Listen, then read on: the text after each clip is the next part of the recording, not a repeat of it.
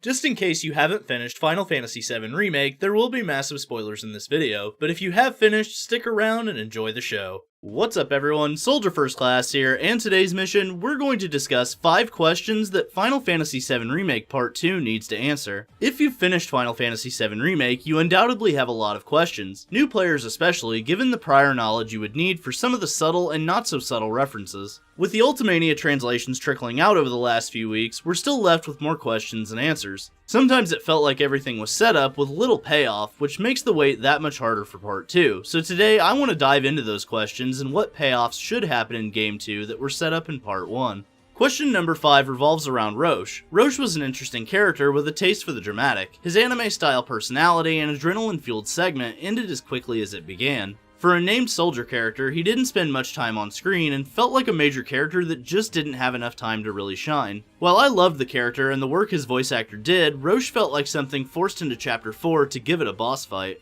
After he made comments about seeing Cloud again, I had thought he would at least make one more appearance in the game. However, after the resolution of Chapter 4, Roche is never seen or heard of again. Will his cryptic message to Cloud be brought up in Part 2? Will Roche become an ally of sorts? Or will he become an increasingly powerful reoccurring boss fight? I've theorized that Hojo will inject him with Jenova cells and that we'll meet him on the coming journey. However, if this is all this character was for, it seems like a lost opportunity to create a somewhat rival to Cloud aside from Sephiroth. It also makes him feel more generic and more of a placeholder than it does an actual character. Hopefully Part 2 will see a minor story arc that dives into Roche and his role in the remake series. Question number 4 was a really big one for me, and that's Biggs, Wutai, and Avalanche. During the first part of Final Fantasy VII Remake, President Shinra and Heidegger kept making references to Avalanche and Wutai working together. While Avalanche originated in Cosmo Canyon, the bond of a common enemy allowed them to set up a headquarters in Wutai. This was until Wutai was defeated in the Wutai War. In Chapter 4, Biggs mentions that he's heard rumors that Avalanche made a deal with Wutai where Wutai would receive all of the materia in Midgar. If this is true, then Wutai and Avalanche Control will likely become major players in the story ahead. Will a second war with Shinra break out? Will our heroes be blamed for it? Will Biggs make a full recovery and join up with Avalanche Control? Even if the resolution isn't until Part 3, Part 2 should still look to answer some of these questions. Question number 3 is, are the Arbiters of Fate gone? We are told in the Shinra HQ in the scene in Aerith's room that the Whispers are the will of the planet to keep destiny on course. The ending of Final Fantasy VII Remake saw us defeating the embodiment of fate, which caused the party to see visions of the future.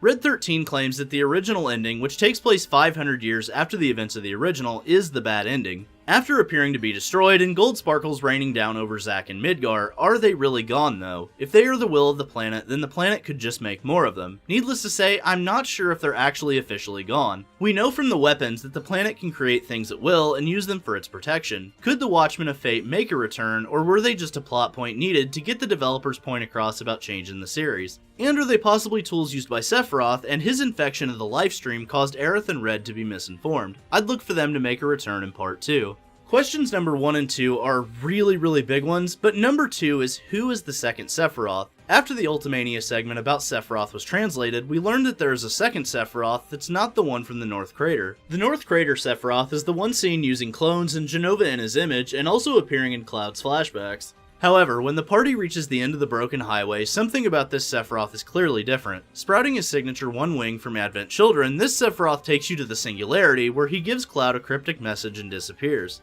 It's further explained in the Ultimania that he's using Japanese personal identifiers that are the same ones he used before his descent into madness. So the question becomes, who is this Sephiroth and what is his goal? Once we establish the villain's motives and goals, we can then transition to stopping him. I'm definitely looking forward to solving this mystery, and at the end of this series, omni-slashing Sephiroth one final time. The final question is the biggest one that I have, and that's that Zack's alive and alternate timelines. After the ending of Final Fantasy VII Remake, it's discovered that Zack Fair is actually alive. However, we know that from the end of Crisis Core and hidden cutscenes from the original game that Zack is dead. With the injection of what appears to be alternate timelines, and with the Arbiters of Fate seemingly defeated, how will this impact the overall narrative? Will this different timeline converge with the current one? Will Zack be playable? Only Square Enix knows, but I don't see this being a simple look into a what-if scenario. This timelines thing will majorly impact the story going forward, but the question is, where does Zack fall in with all of this? We know his death was the catalyst for Cloud taking on an alternate persona, but how will his resurrection in a different timeline affect that? Game 2 should look to settle this, or at least give us a glimpse of what's to come in the installment after that.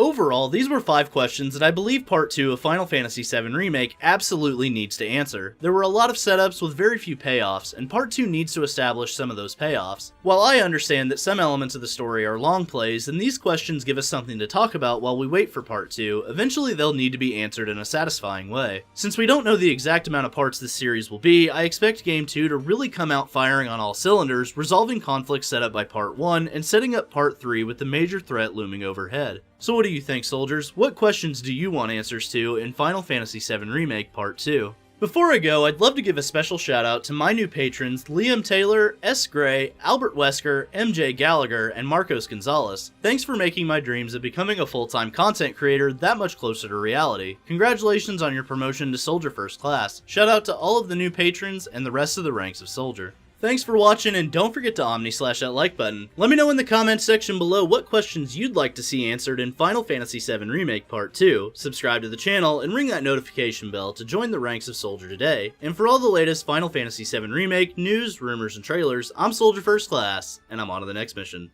Later, guys.